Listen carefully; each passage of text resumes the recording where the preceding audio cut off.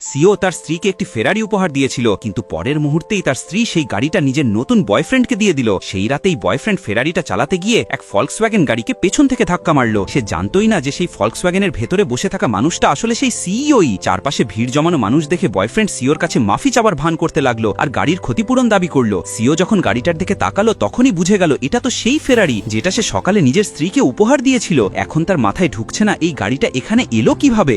এর আগেই লোকটা দাবি করলো গাড়ি মেরামতের জন্য $3 মিলিয়ন দিতে হবে। প্রথমে সিও ভেবেছিল হয়তো স্ত্রী কোনো বন্ধুকে গাড়িটা দিয়েছে, কিন্তু যখন সে শুনল লোকটা বলছে এই গাড়িটা আমার গার্লফ্রেন্ডের, শহরের সবচেয়ে ধনী নারী, তখনই সিওর মাথায় বজ্রপাত হলো। সে বুঝে গেল তার স্ত্রী তাকে ধোঁকা দিয়েছে। লোকটা হুমকি দিতে লাগলো যে যদি সিও টাকা না দেয় তাহলে এর মূল্য তাকে দিতে হবে, কিন্তু সে জানতই না যে শহরের সবচেয়ে ধনী মানুষ তো আসলে সেই সিইওই। তর্ক বাড়তে থাকলো। সিও রেগে গিয়ে লোকটাকে এক ঘুষি মারল। ঠিক তখনই ট্রাফিক পুলিশ এসে পড়ল।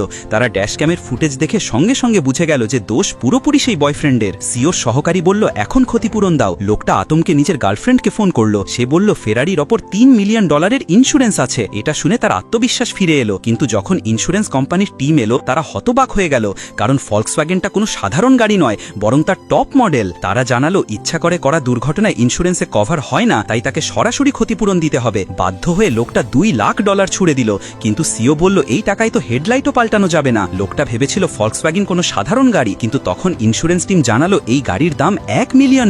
বোকা বনে যাওয়া লোকটা আবার গার্লফ্রেন্ডকে ফোন করলো। সে বলল ক্রেডিট কার্ডে পেমেন্ট করো, আমি আসছি। লোকটা তাই করলো, কিন্তু সিও তখন বলল এটা তো এক গাড়ির হিসাব হলো, এখন ফেরারির ক্ষতিপূরণও দিতে হবে। লোকটা হতবম্ব হয়ে গেল। সিও তখন ফেরারির রেজিস্ট্রেশন সার্টিফিকেট বের করে দেখালো। সে অবাক হয়ে চেয়ে রইল, ভাবলো কাগজগুলো সত্যি নাকি নকল। এই সন্দেহ ভর করতেই সে নিজের গার্লফ্রেন্ডকে ডেকে আনলো, কিন্তু যখন গার্লফ্রেন্ড এসে দেখলো তার প্রেমিক যার সঙ্গে ঝামেলা করছে তখনই সে চমকে